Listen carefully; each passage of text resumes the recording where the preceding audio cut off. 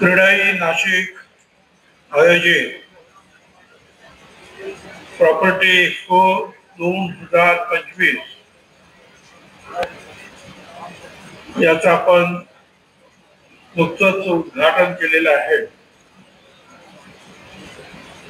आणि त्याच्यासाठी माझ्या सोबत उपस्थित असलेले नामदार गिरीश महाजन, आमदार डॉक्टर राहुल आहेर, आमदार सीमाताई हिरे, क्रीडाईचे अध्यक्ष गौरव ठाकर, जितेंद्र साहेब ठाकर, कुणाल पाटील, तुषार संकलेचा, अत्यंत भालोटिया, ऋषिकेश कोते, अनिल नाईक, मनोज खवसरा, दीपक चंदे, नरेश कुलकर्णी, लक्ष्मण सावजी आणि बरेच जे आहेत समोर सुद्धा बसलेले आहेत, माजी प्रेसिडेंट वगैरे आणि माझ्या सर्व बांधवांनो आणि भगिनी, अतिशय उत्तम रीतीने जे आहे हा एक्सपो आपण निर्माण केलेला आहे.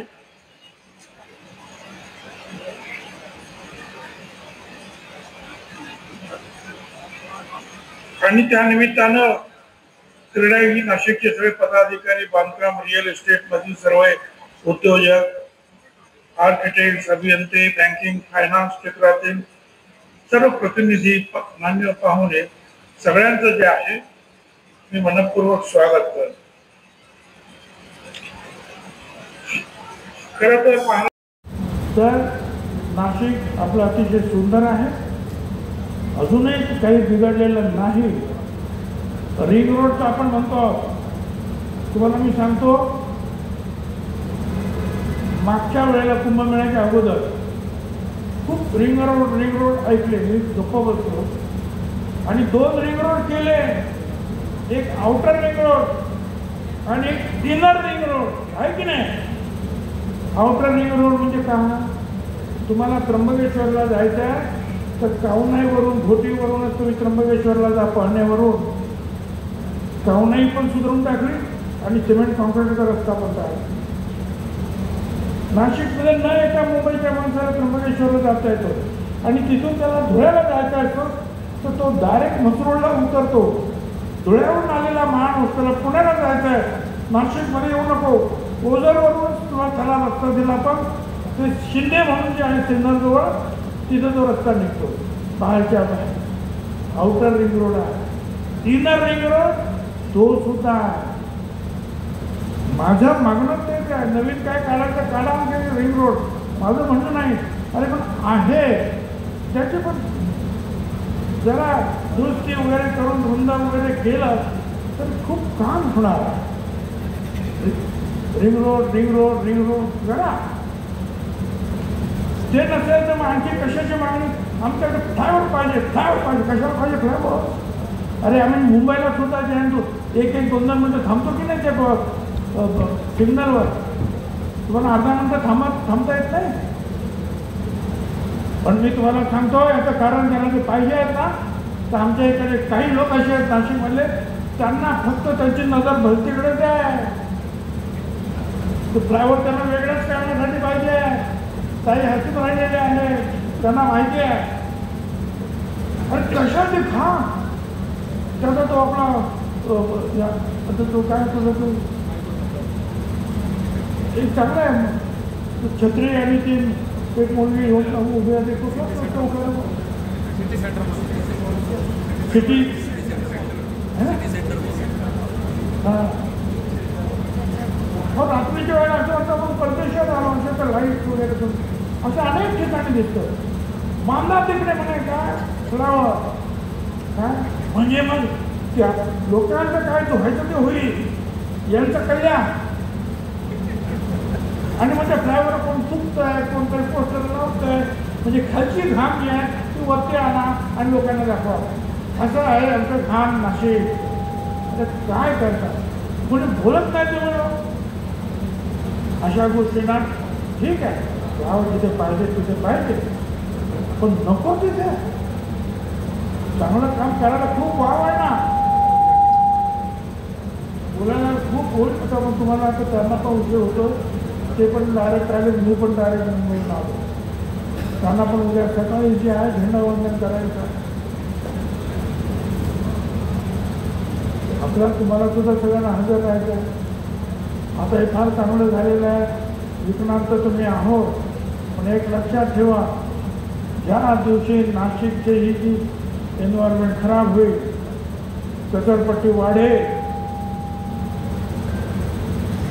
अनधिकृत कामं वाढतील, त्या दिवशी ते तुमचे एक्सपो तुम्हाला बंद करावे लागते. लक्षात ठेवा. त्यासाठी तुम्हाला काय करावं लागेल? एकत्र येऊन त्याच्या विरुद्ध आवाज उठवावा लागेल, लढावं लागेल की नाही, बरोबर नाही. तुम्ही तुमच्या हक्कासाठी लढता, परंतु हे सुद्धा तुमच्यासाठीच आहे ना. सुद्धा भुजबळांच्यासाठी आहे. तर हे तुम्ही एकत्र राहा, आम्ही तुम्हाला मदत करू. एकमेका करू सहाय्य अवघे धरू सुपंथ, या न्यायाने आपण काम करूया. कुंभमेळाही चांगला होईल, तुमचंही चांगली विक्री होईल, चांगली घरं बांधा, स्वच्छ ठेवा, अस्वच्छ करणाऱ्याच्या विरुद्ध उभे राहा, एवढंच मी सांगतो आणि माझं लांबलेलं भाषण संपवतो. धन्यवाद. जय हिंद, जय महाराष्ट्र. मी सांगितलं बाबा, पहिलं गोष्ट करा की ती गोदावरी स्वच्छ करा. काही नाही झालं ना तरी चालतंय. मी ज्या विक्रांत मतेंबरोबर एकदा गेलो, त्या पोटीत बसून सकाळच्या वेळेला, अहो भगवत नव्हतं, जवळजवळ 2-2 मीटरपेक्षा मोठे पाईप, 15-20 पाईप, आणि जी घाम पडत होती सकाळची आणि संध्याकाळची लोकांची. मला मूत्र सगळं भगवत नव्हतं, आणि तेच पाणी रामकुंडामध्ये येत आहे. काय म्हणाले होते श्री श्री रविशंकर मागच्या कुंभमेळ्यामध्ये? मैं राहूंगा, बातही नहीं, उंगली तक नहीं डुबाऊंगा, पिढी का तो सवाल नाही. कारण त्यांना माहिती नाही पाणी एवढं अशा प्रकारचं आहे. म्हणजे जवळ असं नाही का 100 मैलांवरती आहे, जवळच एक फरलांच्या आतमध्ये एवढे खान आतमध्ये होते. शेवटी आपण तो गोमुख करून तिथे नळ लावून सांगितलं, बाबा हे पाणी घेऊन जा संबंध मधून, हे नका. ते जर झालं ते पाप आहे. आम्ही पॉलिटिशियन करीत असलेलं मोठं पाप आहे. लोक येतात देशातून परदेशातून पाणी घेऊन जात, का तर ते पवित्र पाणी आहे. ते पाणी आपण त्यांना काहीच नाही केलं तरी चालेल, हे करायला बाकी करण्यासारखं खूप आहे. मी मागे सांगितलं आमच्याकडे आरोग्य विद्यापीठ आहे, पण त्या विद्यापीठाला कॉलेज नाही, मेडिकल कॉलेज नाही, हॉस्पिटल नाही. एक कोरोनाच्या वेळेला पवार साहेबांना त्या विद्यापीठाला सांगा मग डॉक्टर द्यायचे, ते म्हणजे आमच्याकडे एक सुद्धा डॉक्टर नाही. विद्यापीठ आहे छोटी, 15 हेक्टर, म्हणजे बघा आता 15 म्हणजे 30 एकर पेक्षा जास्त जमीन आमची जोडली, त्याला महानगरपालिकेकडून घेतली, ती जोडली त्याला. मूळची जी विद्यापीठाची जागा सगळं तयार झालं. बाकीच्या आणि जवळजवळ 2-3 वर्षापूर्वी ठराव पास झाला. नवीन आलेले सगळे जे काही मेडिकल कॉलेज ते प्रायव्हेट पार्टिसिपेशन करायचे. आम्ही जरा आमचं नाही, एकमेव आपला आहे की आम्ही सांगितलं जे विद्यापीठ आहे पूर्ण पैसे सरकार खर्च करील. ते झालं, आमचं झालंच नाही. नंतर मी पहिलं काय झालं, आणि मग आता कळलं की एक ऑफिसर निघाले, म्हणाले हा सगळा ही सगळी जागा जी आहे ती फॉरेस्टची आहे, म्हणून विद्यापीठ तोडून टाका. ते 2 गोष्टी करा, एक तर मला तिथे हॉस्पिटल आणि कॉलेज बांधायला परवानगी द्या, आणि ते विद्यापीठ तोडून टाका, फॉरेस्ट आहे ना. आणि मग आम्ही ते काढलं. ते कधी ते 150-200 वर्षापूर्वी तो काहीतरी ते बॉम्बे नावाने काहीतरी ते कागदपत्र त्याच्यावर, आणि 1935-1963 सगळ्या ठिकाणी विद्यापीठाचं नाव आहे, गुरुचरण म्हणून लिहिलेलं आहे. काही काढतात. आता रोज मी 2-4 आमचे पीए रोज लागले त्याच्या पाठीमागे. ते कुठेही होईल, पण मैदान नाही, काही नाही, एवढ्या जागेमध्ये करायचं. हो, ही जवळ 40 एकर जागा आपल्याला वेगवेगळ्या सगळ्या गोष्टी तिथे होण्यासाठी, आणि आम्ही ते केल्याशिवाय राहणार नाही. सुदैवाने जे आहेत देवेंद्र फडणवीस यांनी सुद्धा सांगितलं आपण असंच करूया, चांगलं करूया. नंतर 2 जण कलाकार 99 आपण तिथे गाळे मारतो.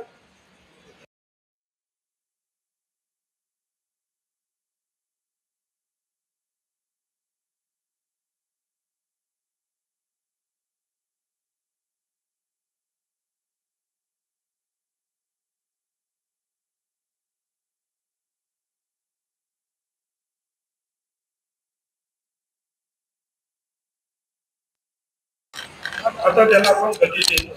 ही कामं आपल्याला एक खूप कामं करता येण्यासाठी आदिवासी क्रीडा प्रबोधिनी आम्हाला पाहिजे, नाशिक पुणे हायस्पीड रेल्वे आम्हाला पाहिजे, कृषी टर्मिनल मार्केट आम्हाला पाहिजे, दादासाहेब फाळके चित्रसृष्टी मुंडेगावला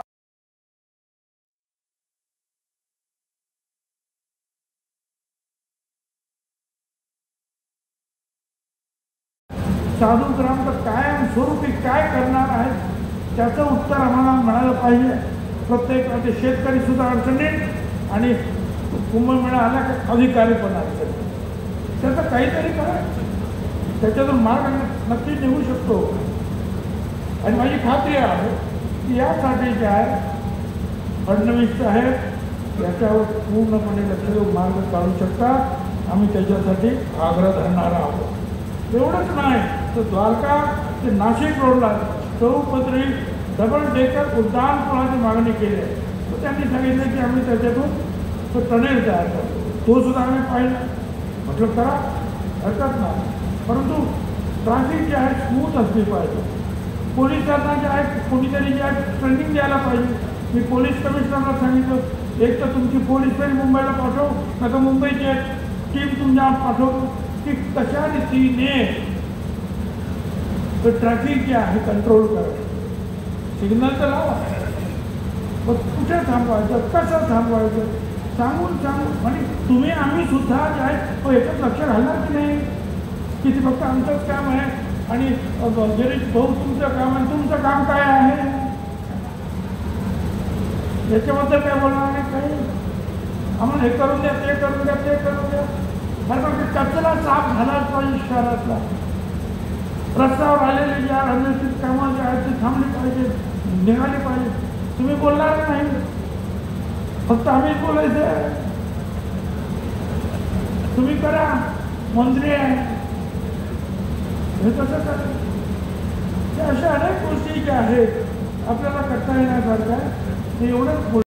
हा एक सगळ्यात मोठा असा प्रॉपर्टी एक्सपो आहे असं म्हटलं तर काही वावगं ठरणार नाही. एवढं सुंदर हा एक्सपो आपण निर्माण केलेला आहे. हा फक्त एक रिअल इस्टेटचं प्रदर्शन नाही, तर नाशिकच्या भविष्यासाठीच्या विकासाची दिशा दाखवणार आणि या शहराला एक नवीन ओळख देणारा असा ऐतिहासिक उपक्रम आहे. मी काही स्टॉल्स पाहिले, मला आनंद वाटला की जे त्याचे वेगवेगळे डिझाईन, वेगवेगळे प्रसार, एलिव्हेशन जे आहेत अतिशय उत्तम प्रकारे आकर्षक स्वरूपामध्ये आपण सादर केलेले आहे. घर तर कसे असते, 4 भिंती निर्माण केली की घर, परंतु ते सुद्धा आकर्षक असलं पाहिजे. आणि आजकाल सगळ्यांना वेगवेगळ्या सोयी हव्या असतात. 2 पैसे असतील ते आम्हाला स्वतंत्र स्विमिंग पूल द्या, कॉमन स्विमिंग पूल द्या, स्पा द्या, अमुक द्या, गार्डन द्या. या सगळ्या अनेक गोष्टींची जे मागणी आजकाल होते आहे हे सगळं पाहता मी जे पाहिलं ते अतिशय चांगल्या प्रकारचे जे डिझाईन आर्किटेक्ट फार सुंदर आहेत आपल्याकडे. आता बाहेरून सुद्धा काही आर्किटेक्ट काम करतात. अतिशय चांगला असा हा उपक्रम आहे. खरं तर मी अधिक जास्त बोलायला नको, पण मी मला एक सांगतो सगळ्यांना, सगळ्या ह्या विकासकांना ज्यांना आपण बिल्डर म्हणतो, विकास कृपा करून आतापर्यंत जे आहे नाशिकच्या बिल्डरांचं नाव हे चांगलं राहिलेलं आहे, ते फसवत नाही.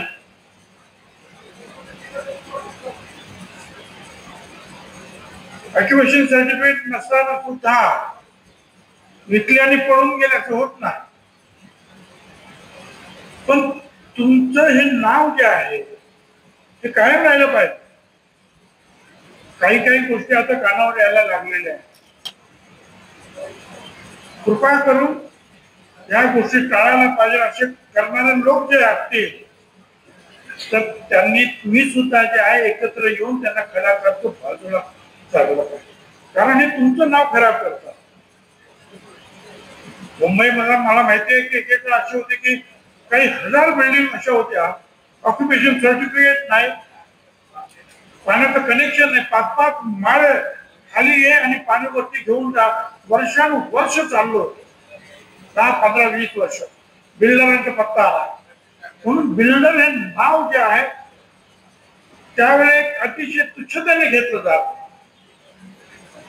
हा डाग तुम्हाला आम्हाला लागता कामा नये. ओव्हर ट्रेडिंग करू नका. त्याचे काय दुष्परिणाम होत आहेत ते आपण पाहतो.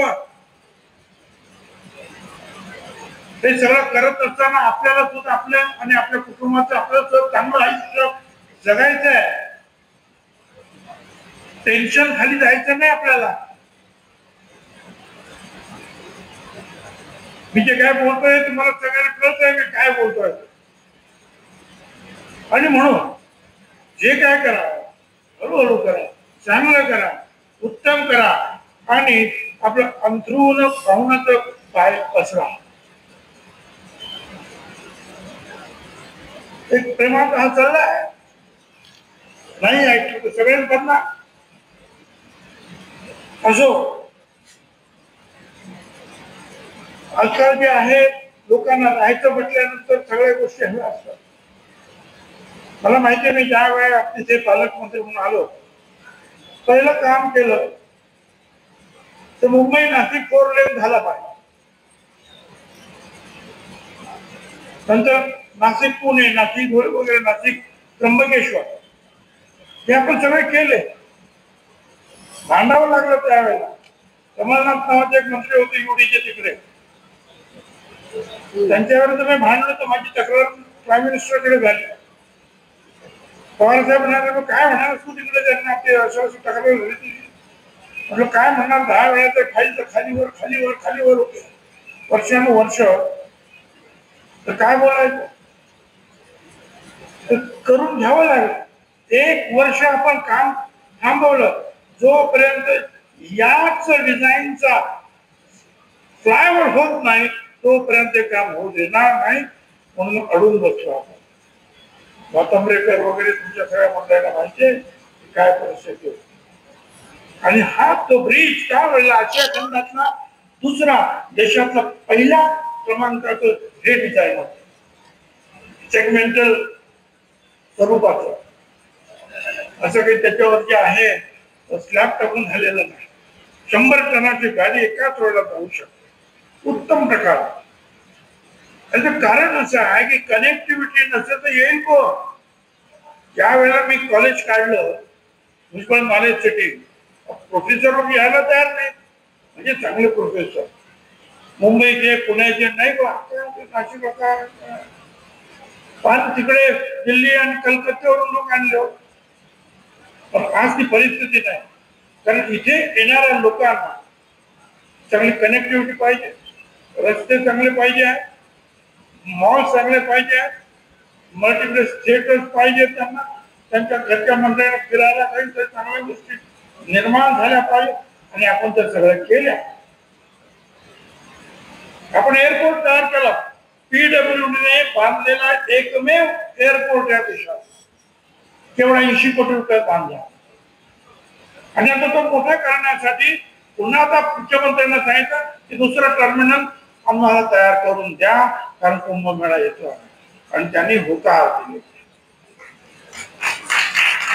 त्याचप्रमाणे दुसरं आणखी सांगतो, जी धावपट्टी आहे 340 कोटी रुपये आपण भारत सरकारकडून मंजूर करून घेतले, त्याचं टेंडर सुद्धा निघालं आणि ती धावपट्टी सुद्धा मजबूत आणि रुंद आता होत्या. काम सुरू झालेला. विरोधकांनी सांगितलं हे काम सुरू झालेलं आहे धावपट्टीचं. आणि एवढंच नाही तर मंत्री जे हजर आहे, परवाच्या दिवशी एक असा एक आमच्या पुढे प्रस्ताव आला होता की सोलापूर पुणे, सोलापूर मुंबई ही एअर सर्व्हिस चालवण्यासाठी तिथे सबसिडी द्यायची प्रत्येक सीट मागे 3,240 रुपये. BGM priority gap funding. अरे म्हटलं तुम्ही तिकडे करता सोलापूर, हे नाशिक जे आहे, आपण मुंबई पुण्यानंतर म्हणतो नेक्स्ट डेस्टिनेशन, उत्तर महाराष्ट्राचं प्रमुख शहर, आम्हाला सुद्धा ही फॅसिलिटी पाहिजे.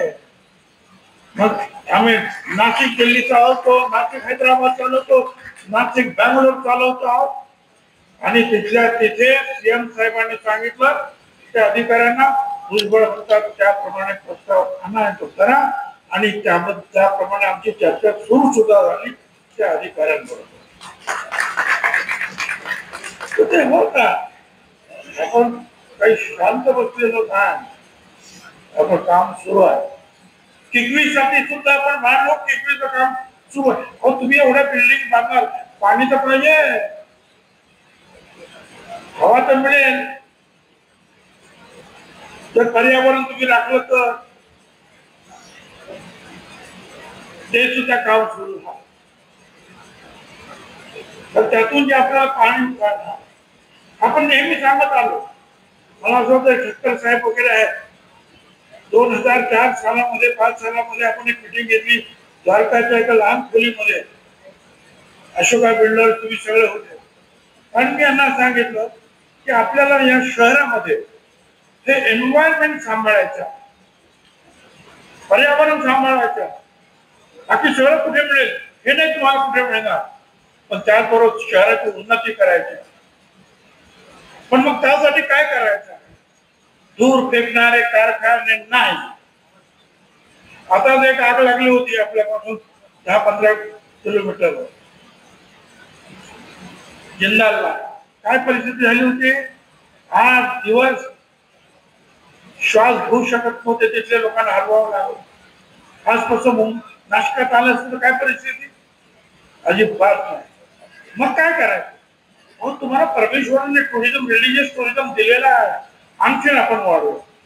पण त्याच्यासाठी आलेली माणसं जी आहेत 4 दिवस राहिली पाहिजे. त्यासाठी आपण आलेला माणूस तिकडे त्र्यंबकेश्वरला गेला पाहिजे. आपण विना टोल ग्रीन कॉरिडॉर बांध. आता तुम्ही सांगा किती सुंदर सुंदर इंटरनॅशनल क्वालिटीचे रिसॉर्ट आहेत की नाही? फिल्म स्टार सुद्धा गपचूप येऊन राहतात तुमच्याकडे आणि जातात येऊन. आकर्षण निर्माण झालं. मुंबई नाशिक पुन्हा रस्ता रोड तयार झाला. पुढचा भाग पुण्याला अजून राहिलो आता पूर्ण झाला की लोकांच्या लोकांनी अजून तो केला. एअरपोर्ट आपण बोट तयार केला. बोटी गेल्या होत्या परत आणल्या. आता परत 50 बोटी आपण घेतो. Pollution free. अहो आता तिथे जे आपल्याला आपल्या घरी कोणाला गेस्ट आपल्याला जागा मिळत नाही, त्याला किती त्रास झाला होता. आता 10 वर्षानंतर तर पुन्हा आलेला आहे. सी प्लेन्स मेहरवानजी नावाच्या कंपनी बरोबर मी स्वतः अग्रीमेंट केलं त्यावेळेला की आमच्या गंगापूर मध्ये सुद्धा विमान उतरलं पाहिजे. धरणावर जमिनीवरून सुद्धा ते टेक ऑफ झालं पाहिजे, पाण्यातून सुद्धा ते टेक ऑफ झालं पाहिजे, ते महाबळेश्वरला उतरलं पाहिजे, ते पुण्याला उतरलं पाहिजे. सगळं काय झालं. आणि त्यावेळेला एक आमच्या भगिनी होत्या, त्यांच्याच खात्यात त्यावेळेला हे नव्हते जलसंपदामध्ये, ते म्हणाले आमचं धरण फुटाल, ते विमान लागलं तर म्हटलं वा, विमान नाही फुटणार, तुमचं धरण फुटत राहिलं. ते आता परत एकदा काय आहे, देवेंद्रजीने जे आहे परत तो कार्यक्रम आणि भारत सरकारने सुद्धा हातात घेतला. मी अलास्काला गेलो त्याचा अनुभव घेतला होता. पण अशा नवीन तुम्हाला या बोट क्लबला किती विरोध केला तुम्ही लोकांनी, केला होता की नाही? आमचं पाणी आहे, प्यायचं पाणी आहे, हे होईल ते होईल. शहरामध्ये जर तुम्हाला जर तुमची जर इकॉनॉमी वाढवायची असेल, संपत्ती वाढवायची असेल, तर लोक आले पाहिजेत, नवे ते राहिले पाहिजेत. फक्त रामकुंडावर गेले परत मुंबईला काय फायदा होईल? आणि म्हणून टुरिझम वाढवायचा, मेडिकल टुरिझम वाढवूया, एज्युकेशनल हब करूया आपण, आणि शेतीवर आधारित अशा प्रकारचं वाईट वगैरे ज्या याच्यावर आपण जोर देतो. याच्यातून सुद्धा पुष्कळ पैसा, चांगल्या शाळा आल्या, चांगल्या कॉलेजेस आले, चांगले हॉस्पिटल्स आले, चांगले मॉल्स आले, टुरिझम आपलं वाढत आहे. करोनाच्या वेळेला मुंबईच्या सुद्धा लोकांनी नाशिककडे धाव घेतली का? हवा चांगली, पण ती हवा चांगली ठेवणं तुमचं आमचं काम राहावं. आपण जर कचराच करीत बसलो, अनधिकृत कामच करत बसलो, मग कसं काय राहायचं एन्व्हायरमेंट? पण गप्पाच राहतील फक्त. तुम्ही आम्ही काही करायला नको, फक्त जे साफ स्वच्छ ठेवा, मोकळ्या जागा मजबूत चांगल्या ठेवा. परमेश्वराने सगळं आपोआपच दिलेलं आहे एन्व्हायरमेंट तुम्हाला, ते मिळत नाही परत केलं तर. किती खर्च केले, हजारो कोटी तरी मिळणार नाही. आणि म्हणून या सगळ्या गोष्टी ज्या आहेत आपण केल्या पाहिजेत. आणखी करण्यासारखं तर खूप आहे, आपण खूप गोष्टी झालेल्या सुद्धा आहेत. आपण अंजनेला ट्रेकिंग सेंटर केलं, गंगापूरला आपण ग्रेट पार्क रिसॉर्ट केलं. आपणच सांगितलं काही लोकांनी जे आहे इलेक्ट्रॉनिक टेस्टिंग लॅब पाहिजे, कारण बँगलोर भोपाळला 3-3 महिने आमचे ऑर्डर्स होत नाही. एका महिन्यामध्ये आपण ज्या जागा दिली त्यावेळेला दिल्लीवरून लोक आणले, सह्या केल्या, आता ते तयार होत आहे. पासपोर्ट ऑफिस आपण त्यावेळेला आणलं नाशिकमध्ये. सप्तशृंगी गडावरची फ्युनिकल ट्रॉली आजही देशातली एकमेव आहे. आणि आता दुसरी जी आहे मलंगड तिकडे कल्याणला, मी तिथले नारळ पडलो होतो, आता हप्ता पूर्ण होईल. त्या सगळ्या गोष्टी आपण केल्या. पाणी आपल्याला पाहिजे म्हणून आज अनेक वर्षाचे आपण 20 वर्ष गुजरातला जाणारं पाणी, समुद्राला जाणारं पाणी आपण अडवूया आणि नाशिकला आणूया, आणि तेच पाणी पुढे मराठवाड्याला सुद्धा जाईल. त्या दिवशी राहुल होते, आम्ही होतो, विखे पाटलांच्या समोर सुद्धा म्हटलं त्यातला एक प्रयोग जो आहे तो महागडपाड्याचा 11 किलोमीटरचा बोगदा करून 107 किलोमीटरचा कॅनॉल ठेवल्याला पाणी घेऊन गेला. हे होऊ शकतं, पाणी इकडे येऊ शकतं. डोंगर कोकरू, मी त्यांना सांगितलं आमच्या मुंबईला एवढे टनेल्स करतो आम्ही, आता तो कोस्टल वीक रस्ता वगैरे केला आम्ही सगळं. मशीन्स आहेत आता पडलेले, त्यांना काम द्यायचं आहे. फक्त ते पाणी अडवा आणि वेगवेगळ्या जे आहे ते डोंगर त्याच्यामध्ये फक्त छोटे मोठे बोगदे केले, पाणी येणार. विकेंडनी सुद्धा त्याच्यामध्ये लक्ष घातलंय.